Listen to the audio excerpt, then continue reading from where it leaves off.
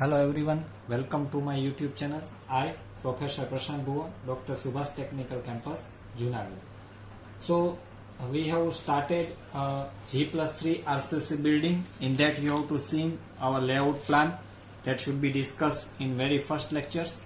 So right now we have to stop at the end of continuous beam. You can say the beam number is nothing but 18, 90 and 20.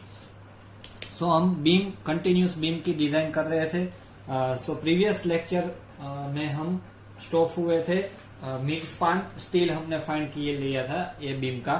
तो जो ये beam है उसके ऊपर से हमने कंटिन्यूस बीम डिसाइड किया. उसके ऊपर से हमने सब्स्टिट्यूट फ्रेम मेथड डिजाइन की थी. वो सब्स्टिट्यूट फ्रेम मेथड से depends we have to calculate the moment distribution table and we have to got final moment at mid span and support. So we already calculate the support moment as well as the mid-span moment. So according to the mid-span moment is concerned, we already find it out the steel for the mid-span of AB, CD and BC. AB means beam 18 you can see in layout plan and span BC is a beam 19 and again the span CD is our beam 20. So mid-span जो कि हमारी moment positive जो आ रही थी उसके against में हमने steel वहां पे प्रोवाइड कर दिया है और फाइंड कर लिया है. So in previous lecture we have to stop at the mid span moment of our continuous beam. So today's in this lecture we will start to continue with the support moment, how we provide the support steel at our continuous beam. So first of all we have to write down at our support moment. So now we find out the at support. So now we find out the steel at our support. So as per the our support is concerned, you can see that always in support moment are in negative. So if we take first two support A and D, because A and D both are same, at that time we find out the mu is minus 132.05 kilonewton into meter. This is the final moment that we have to got on the basis of moment distribution method. And next support की अगर हम बात करें तो उस पे हमको मिल रही थी जो कि हमारा सपोर्ट है B and C, वहां पे हमको mu मिल रहा था minus 150.22 kilonewton into metre. So this are our two support moment. A और डी पे सेम है और बी और सी पे सेम है. Now out of this we have to consider the maximum moment as our MU. So अगर हम बात करें तो हमें एमयू 150.22 को कंसीडर करके डिजाइन करना है. जब हमारा बीम है वो 150.22 kilo newton into metre resist करेगा. So automatically support A and D will be resist 132.04. तो यहाँ पे दो मोमेंट है, उसको हमको मैक्सिमम जो मोमेंट है वो कंसीडर करना है. तो सपोर्ट को लिए हमारा MU रहेगा 150.22 kilo newton into metre. It should be greater than MU limit, because हमारा MU लिमिट हमने फाइंड किया था वो आ रहा था 101.56 kilo newton into metre. You can see that जब हमने MU लिमिट फाइंड किया था तब हमारा MU लिमिट आ रहा था 101.56. So this is our MU and that's why you can see that our MU should be greater than MU limit. It means हमारा जो बीम है वो हमको डिजाइन करेगा WRC बीम. सो हमारा MU है वो less than MU greater than MU limit है. So at that time at support section अभी हम डिजाइन कर रहे हैं. तो सपोर्ट सेक्शन की डिजाइन के लिए the beam as a design WRC beam. इसलिए मैंने प्रीवियस लेक्चर में आपको बोला था कि आप WRC बीम का रिवीजन करके आना. Which are the code how use for WRC beam and what should be the change in singly and doubly. So as you know that at support we have to get negative steel and it should be higher than our MU limited, and that's why at support moment we have to design a WRC beam. So quick I revise the WRC beam. WRC beam में क्या होता है, we should provide the steel in both the direction, it means top and bottom. So additional steel should be provided at the tension zone also, so that reversible forces or moment it can be resisted. So WRC beam का ये difference है singly से, दोनों phase में हमको steel provide करना है, compression as well as tension. तो उसके लिए एडिशनल स्टील कितना है वो हमको फर्स्ट ऑफ ऑल फाइंड करना है. It means our MU2. So MU2 की अगर बात करें तो MU2 कैसे मिलता है, MU जो है माइनस MU लिमिटिंग, कितना ओवर MU है उसको हम बोलते हैं additional MU. It means MU2. सो अगर मैं हमारा MU है उसमें से MU लिमिट डिडक्ट करता हूं तो मेरे को MU2 फाइंड होता है 48.66 kilo newton into metre. Means these are the additional moment that should be resist in a top portion also. So now we have to assume the top effective cover is called D dash. अभी तक हमने D ही provide कर रहा है. D dash it means what is D dash is nothing but top effective cover. क्योंकि हमको top में भी स्टील प्रोवाइड करना है, इट मीन्स टॉप में भी कवर प्रोवाइड करना है, तो हम एज्यूम करते हैं 30 mm. So we can visualize the D. So D dash हमारा है 30. अभी हमको FSC फाइंड करना है, stress in concrete due to the steel. So उसके लिए हमको D dash बाय D का रेशियो फाइंड करना है. तो D dash हमारा है 30, D हमने अज्यूम किया है 400 as per the previous one. सो हमारा D dash बाय D आ रहा है 0.075. It means you have to take 0.1. Now अभी आपको SP16 का जो टेबल F है वो देखना है. Please open the table F of your SP60 and it's given on page number 30. उस पे आप देखोगे तो D dash बाय D का रेशियो आपको देखना है, वो कंपेयर करोगे तो उसमें से आपको FSC की वैल्यू मिलेगी जो कि मिल रही है 353 newton per mm square. So it's directly affected to our D dash by D ratio. इसलिए हमने D dash अज्यूम कर लिया है जो कि हमारा है top cover. According to this ratio our stress will be find out. So this is the test due to concrete in providing the steel. अभी हम FSC बात कर रहे हैं, FCC अभी हमको फाइंड करना है. तो उसके लिए इक्वेशन है 0.446 into FC k. That should be derived in our chapter of beam that should be studied in portion of ESD. So now अभी हमारा FC की है 20. इट मीन्स M20 ग्रेड का हम कंक्रीट यूज कर रहे हैं. तो कंक्रीट के लिए उस पर स्ट्रेस कितना रहेगा, so it should be derive by 0.446 into FC k. So it givens 8.90 newton per mm square. So it's very normal stress, you can see that value. So that's why we have to assume in some case. So now we find out ASC. AST means additional steel provided in concrete. तो अभी हमको ASC find करना है, कितना steel का area है. So now our next step is to finding out the next step is to find ASC, area in steel providing the concrete. So उसके लिए अगर आप SP16 में देखोगे तो इक्वेशन है MU माइनस MU लिमिटिंग जो कि हमने ऑलरेडी फाइंड किया है. ये क्या है हमारा MU2 is equal to FSC minus FCC into ASC multiply by D minus D dash. So अगर आप देखोगे तो इसमें से हमको फाइंड करना है ASC. बाकी सभी डिटेल हमारे पास है. कभी किसी बुक में FCC है वो निग्लेक्ट करते हैं तो भी चलता है. अगर आप you have to consider then it should be get the perfect value. तो हमारा MU2 जो आया था 48.66 उसको मैंने न्यूटन इंटू mm में कन्वर्ट कर देता हूँ. मेरा FSC है 353 अकॉर्डिंग टू SP16. FCC हमने काउंट किया 8.9.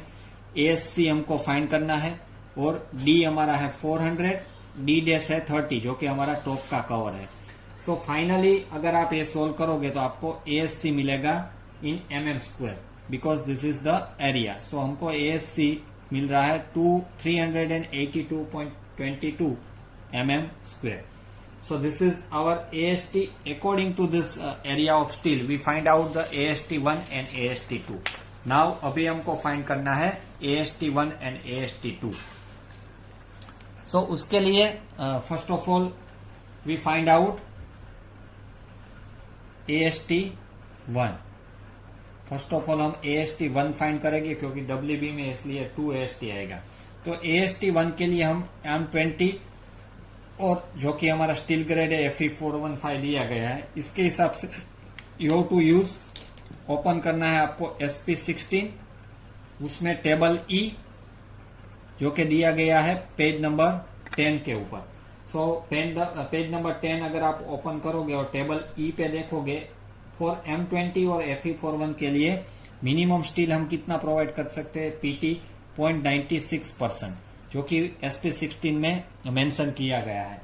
तो वो स्टील लेना है. Once you have to find out the AST, we can easily find out the once you have to find out PT, we can easily find out AST with the use of PT upon 100 B into D.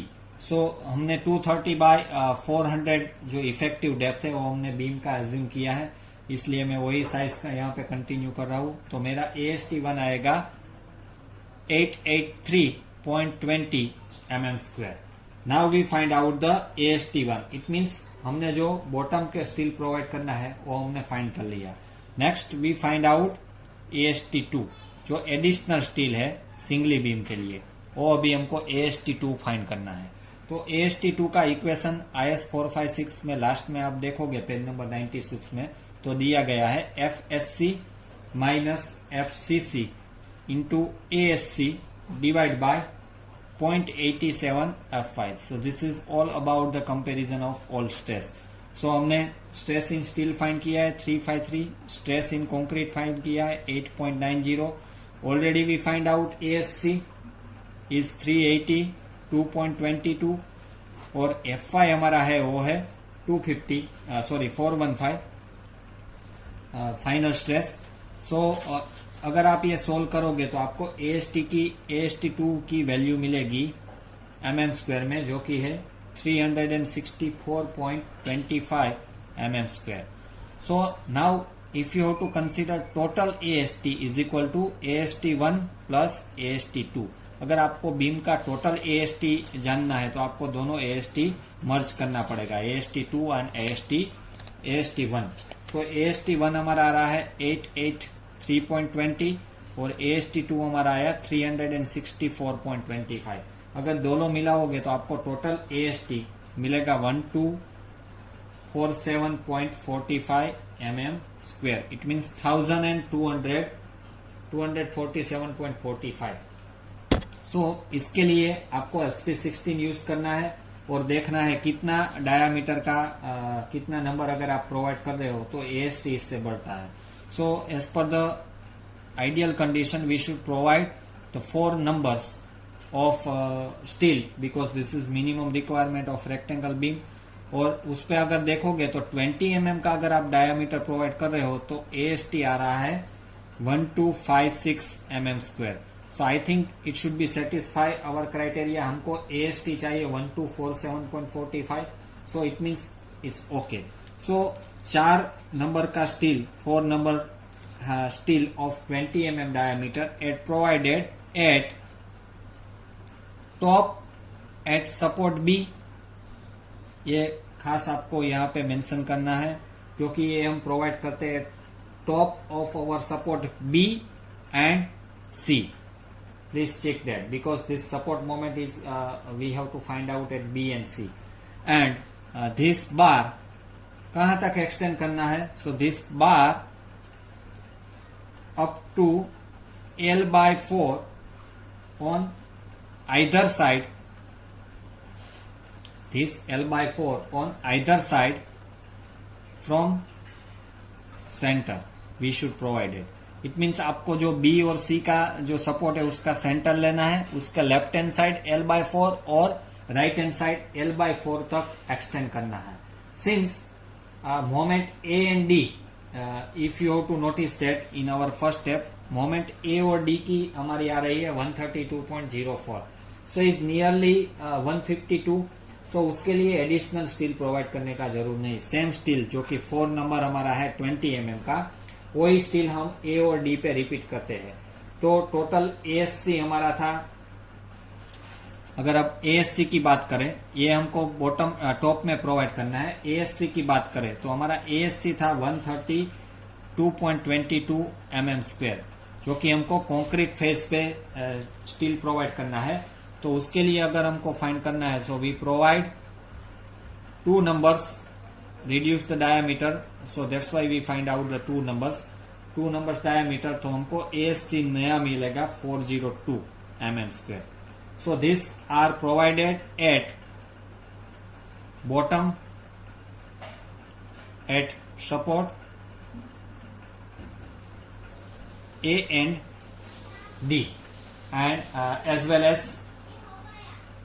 as support B and C। तो ये जो है वो bottom में हमको provide करना है चारों सपोर्ट पे A, B और C, जो कि हमारा एडिशनल स्ट्रेस इन कॉन्क्रीट है। So this will be provided and as a bottom and that's will be provided at a top. So this is our doubly beam at support condition, but the positive moment reinforcement at shear distance at a D times. So still we have to find out the shear reinforcement. Up to right now we have to find out the moment at mid span. Due to this moment हमने already mid span में steel provide कर लिया है। At the end of this step we already provided the support moment and support steel like A, D, B, C. सो अभी हमको main steel हमारा है वो कैलकुलेशन यहाँ पे कंप्लीट है। हमने स्पान में भी स्टील प्रोवाइड कर लिया है और सपोर्ट में भी स्टील प्रोवाइड कर लिया है। अभी हमारा नेक्स्ट स्टेप आएगा वो है shear enforcement in beam. So now me provided और finding out the shear enforcement of beam. सो अभी हमारा नेक्स्ट स्टेप है जो कि बीम में ही है, कंटिन्यूस बीम जो हमारा है 18, 90 और 20, उसमें अभी हमें को नेक्स्ट फाइंड करना है शियर रेनफोर्समेंट इन बीम। तो आपको क्वेश्चन आना चाहिए why we should provide the shear reinforcement in beam. तो शियर रेनफोर्समेंट इसलिए इम्पोर्टेंट है क्योंकि वो हमारा शियर जो फोर्स आ रहा है, अभी हमने जो स्टील प्रोवाइड किया वो अगेंस्ट मोमेंट है, it means it resist the moment clockwise and anti-clockwise, it means positive and negative. But what about the shear force are acting on a beam? So for resisting shear force we should provide the steel against the shear, and that's why the name is called shear reinforcement in beam. So सबसे पहले हम span AB consider करते हैं। अगर आप span AB consider करते हो तो उस पे हमने टोटल AST मिड स्पान में प्रोवाइड किया है 804 mm²। AST आपको कौन सा लेना है? आफ्टर प्रोवाइडिंग द स्पेसिंग और number of bar you should provide the final AST जो हमको SP16 में से मिल रहा है। सो उसके ऊपर से हम PT फाइंड करते हैं, नया PT। सो उसका इक्वेशन है 100 AST by BD। सो अभी हमारे पास AST है, उसमें से हम नया PT फाइंड करते हैं। तो B हमारा है 230 और D है 400, तो हमको PT मिलता है 0.87%। So now as per the IS 456, open the page number 73, so you can find out tau C is nothing but stress. So tau C की वैल्यू PT में से आपको फाइंड करेगी और वो मिलेगा 0.59 newton per mm²। Now we find out VUC। So VUC का equation वहां पे गया है tau C multiply by B into D। So tau C हमारा है 0.59, उससे मैं मल्टीप्लाई करता हूँ विड्थ और depth of our beam. So finally मेरे को न्यूटन में आपको आंसर मिलेगा, you have to converted into kilo newton for VUC। तो 54.28 किलो न्यूटन हमको शियर फोर्स मिला जो पे बीम पे एक्ट है। तो उसके लिए हमको स्टील प्रोवाइड करना है। So now right now we have to use 8 mm diameter of two-legged vertical stirrup. So generally हमको stirrup अगर प्रोवाइड करना है तो मिनिमम हमारा डायमीटर 6 होना चाहिए, but right now for the factor of safety we have to use 8 mm two legged stirrup. तो उसके लिए अगर हम फाइंड करेंगे तो एरिया ऑफ स्टील क्या रहेगा सीयर के अगेंस्ट में. सो टू लेगेड है एटलीस्ट 2 π/4 d स्क्वायर हमारा है 8. सो उसके लिए हमको मिलेगा 100.53 mm स्क्वायर. अगर हम 8 mm का यूज करेंगे तो उसका स्टील एरिया ए रहेगा 100.53 mm square. Now finding out the spacing, जो कि बहुत इंपॉर्टेंट है. Spacing of minimum shear reinforcement. So you very well know the equation of spacing. SV is 0.87 Fy into ASV, जो कि हमने फाइंड किया है area in steel of shear, and 0.4 times B. सो हमारा Fy है 415, ASC हमको मिला, ASV मिला 100.53 मल्टीप्लाई बाय 0.4 इंटू B हमारा है 230 बीम का. तो हमको स्पेसिंग मिला 394.52 mm, जो कि हमको स्पेसिंग में थ्रू आउट बीम में स्टीरअप प्रोवाइड करना है. Now we check spacing should not exceed. So as per the IS 456 you can open, as per the IS 456 you can open page number 47 and 48. if you have to notice that वहां पे आपको clearly mention किया गया है your spacing should not exceed, दो criteria वहां पे है, 0.75 टाइम्स D एंड जो सेकंड हमारा है वो 300 mm.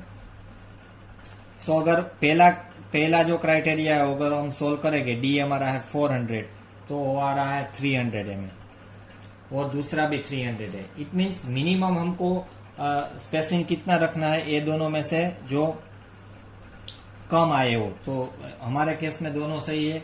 It means we should provide 8 mm diameter of stirrup with 300 mm centre to centre spacing. So this is our spacing and diameter. Now shear resist by minimum shear reinforcement. So that should be not calculating in our case because it's not needed. So ये हमने span AB पे steel provide किया है, वो क्या resist करेगा, shear reinforcement. ये क्या है, shear reinforcement है जो कि हमने प्रोवाइड कर रहा है स्पान AB पे. तो हमको 8 mm का जो स्टीरअप है हमारा टू लेगेड वो 300 mm centre to centre spacing में प्रोवाइड करना है. Now we find out support A and B and then we go for find out support span BC. Span AB पे जो है वही सेम रहेगा स्पान CD पे, मगर स्पान BC पे चेंज रहेगा क्योंकि हमारा स्पान BC पे मिड स्पान AST है वो चेंज हो रहा है. So that's why it should be change. Now we find out support A. So same procedure you have to done for the support B. So right now I have solved for support A. At your own level you have to find out for support B. So you can practice it to find out the steel. So now अभी हम find कर रहे हैं support A पे shear reinforcement. तो अगर shear at A की बात करें हम,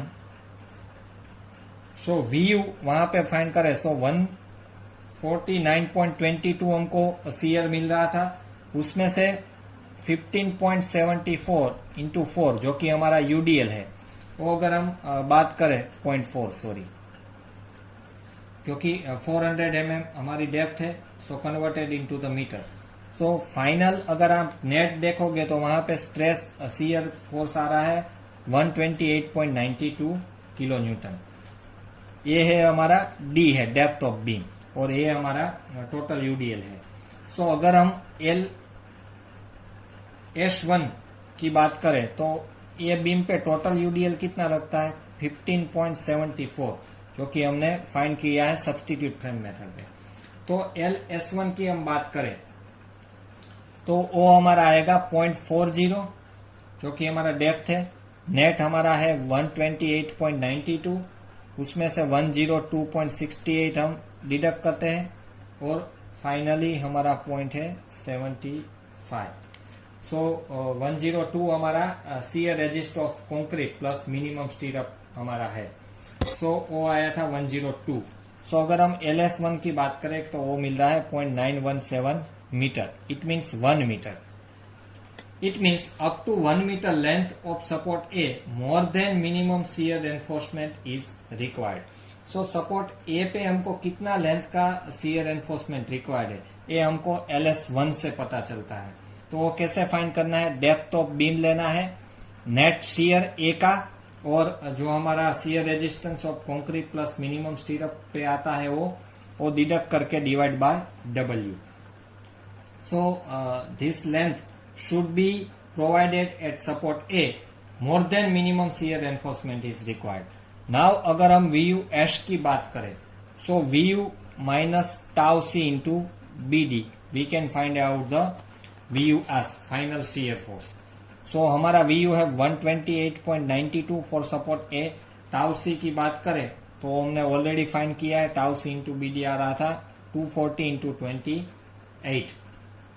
सो हमारा VUS design shear enforcement shear force आएगा 74.64 किलो न्यूटन। तो उसके लिए हमको स्पेसिंग फाइंड करना है SV. So you very well know the equation 0.87 FY ASV into D divide by VUS. So 0.87 FY हमारा आएगा 415, 1000.50 थ्रू ASV 8 mm की बात करें तो D हमारा है 400 और VUS हमारा है 74.64 इंटू 10⁻³ न्यूटन में कन्वर्ट करते हैं तो हमको स्पेसिंग मिलेगा 194.51 mm. So we provide same diameter that should be provided and span AB. So 8 mm diameter at the rate हमको स्पेसिंग मिला है 190, राउंड फिगर में ले लेता हूँ 194 का. So we should provide 8 mm diameter of spacing at the rate 190 mm center to center. और कहाँ तक हमको प्रोवाइड करना है, up to 1 metre from support A. ये कहाँ तक एक्सटेंड करना है, सपोर्ट A से 1 मीटर तक, जो कि 1 मीटर तक शियर फोर्स का जो है वो इफेक्ट होता है. That's why we already find out the length of shear 1 and it should be finding out the 1 meter. So this center part of providing the 8 mm of 300 mm center to center और support में हमको provide है 8 mm, it means 190 nu. So अगर आप beam, suppose I draw this beam and I should provide the stirrup like vertical. तो ये हमारा support A है और ये हमारा support B है. अगर AB में हमने 8 mm का provide करा है, जो कि स्पेसिंग आ रहा था कितना 300. तो सपोर्ट ए पे स्टील कितना सीयर जो हमारा है वो नियरर आएगा 190, इससे कम. तो सपोर्ट ए पे हमारा जो स्पेसिंग है वो क्या है 190. तो जहां तक हमारा सपोर्ट ए से अगर 1 मीटर हम देखेंगे तो हमारा सीयर एनफोर्समेंट है वो नियरली आएगा, और जब तक आप स्पान में पहुंचोगे तो वो स्पेसिंग हमको प्रोवाइड करना है 300. So this is the difference between reinforcement providing against shear.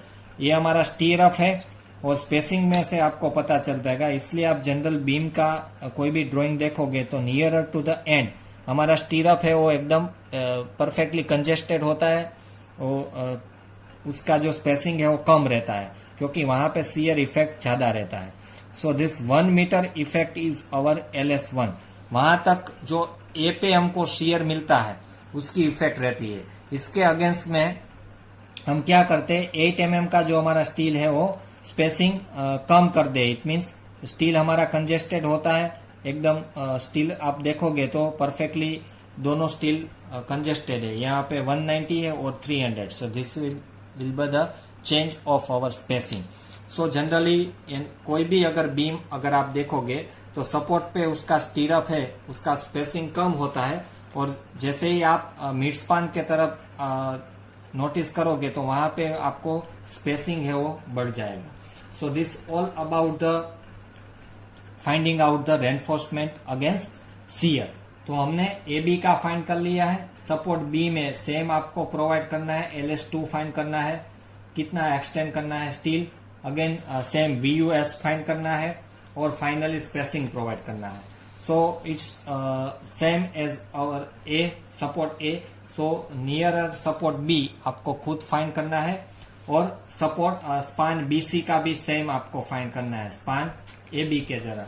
उसमें कितना चेंज आएगा वो मैं आपको बता देता हूँ. अगर आप स्पान BC में फाइंड करोगे, सो स्पान BC के लिए आपको ASTM को मिल रहा था 402. सो 804 के जगह पे आपको AST लेना है 402, जो कि स्पान BC पे मिलता है. सेम स्टेप फाइंड करना है, PT फाइंड करना है, VUS फाइंड करना है, shear resistance of concrete find करना है, और फाइनली आपको जो स्टील है वो 8 mm ही रखना है. Just you have to check the spacing. So आपको स्पेसिंग चेक करना है. यहाँ पे हमारा बीम जो है उसकी डिजाइन खत्म हो गई है. So this is all about the beam 80, 90 and 20. सो दोनों का स्पान का हमने स्टील फाइंड कर लिया है, सपोर्ट का भी स्टील फाइंड कर लिया है, और लास्ट में हमको स्टीरअप फाइंड करना है जो कि हमारा शियर रेजिस्ट करना है, वो भी हमने फाइंड कर लिया है. So right now in this lecture we have to completed our continuous beam design. Next lecture onward we have to dart at the design of column. हम कोई भी एक पर्टिकुलर कॉलम लेंगे और उसका डिजाइन हमको करना है, और उसके हिसाब से कॉलम के बाद हमको वो कॉलम का फुटिंग भी डिजाइन करना है, तब जाके हमारा G+3 है वो कंप्लीट होगा. So it's required still now 3 to 4 lectures. So keep in touch and revise all the design that will be done in previous lecture. Thank you student for watching this.